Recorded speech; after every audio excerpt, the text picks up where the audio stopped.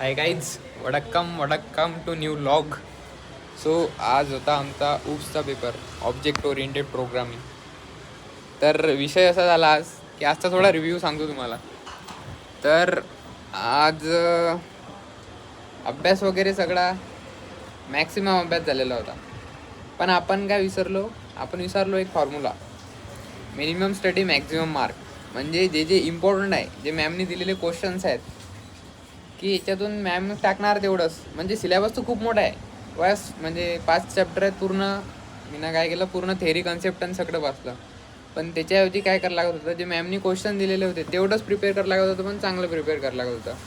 म्हणजे असं नाही पेपर लिहिला चांगला लिहिला, पण जो आपला एक असते ना लेवल, किंवा एवढा अभ्यास केला तर एवढा स्कोरिंग तरी ठीक आहे, त्या टाईपमध्ये एवढं काही झालं नाही.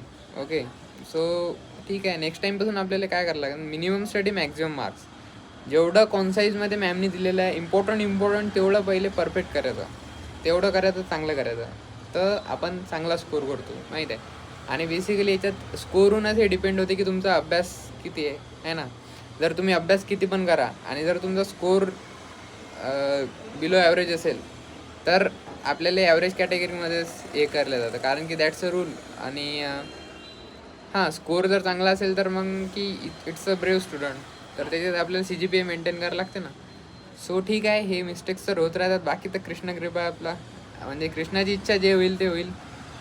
आणि कृष्ण भगवद्गीतेमध्ये सांगतात की जो सुख आणि दुःखामध्ये, म्हणजे अप्स डाऊन्स तर जीवनात येतच राहते, that's a part of life. पण तो दोन्हीमध्ये सारखा राहील, म्हणजे दुःख असले तरी आनंदी राहील, तोंडावर स्माईल ठेवेल, आणि आपलं काम आहे नित्यप्रमाणे ते पुढच्या कामास लागून जाईल. म्हणजे आता पुढचा पेपर आहे त्याचा अभ्यास करून लागून जाईल. तर दोन्ही सिच्युएशनमध्ये जो शांत राहील, हसत राहील, काम करत राहील, तो स्थितप्रज्ञ मनुष्य आहे. आणि आपल्याला स्थितप्रज्ञच बनायचं आहे. नेक्स्ट पेपर चांगला जाईल, ठीक आहे. हा थोडा हे गेला डाऊन, पुढचा पेपर चांगला जाईल थोडा आणखी. हे अप्स अँड डाऊन्स, लो काय म्हणतात, लो आणि हायज, लो हायज ग्राफचा आपल्या लाईफमध्ये चालूच राहते. पण आपल्याला स्टेबल राहायचं आहे आणि आपल्या कामावर फोकस करत राहायचं आहे. कर्म करो फलकी चिंता मत करो, लाईक दॅट कृष्ण पण म्हणतात ना. तर ठीक आहे, मग बाकी तर मजे मी एकदम तुमचा भाऊ तुमच्यासोबत आहे. बाकी काय, आता थोडा रेस्ट करतो, जेवण करून आलो. आणि ते म्हटलं होतं मी ना, काल मित्रांसोबत इंटरव्ह्यू घेतो. मला भूक लागली होती आणि पेपर थोडा लवकर संपला, 10-20 मिनिट पहिले. तर मी पटकन मेसवर चालला गेलो, जेवण करून आता आलो. तर मग काही इंटरव्ह्यू जाऊ ते तिकडे. नंतर कधी फ्री टाईममध्ये थोडा टाईमपास करू आपण मित्रांसोबत, तर त्याचा लॉगमध्ये घेऊन घेऊ.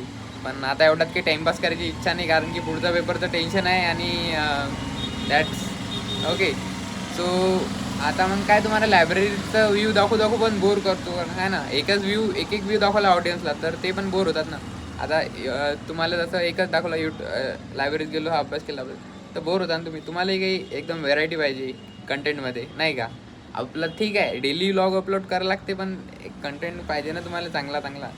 तर आता काही लायब्ररीचं मन पडलं तर दाखवईन, पण आज काही नाही एवढं दाखवत. तर आजच्यासाठी एवढाच रिव्ह्यू. बाकी भेटू आता नेक्स्ट उद्या भेटू. ठीक आहे. जय श्रीराम.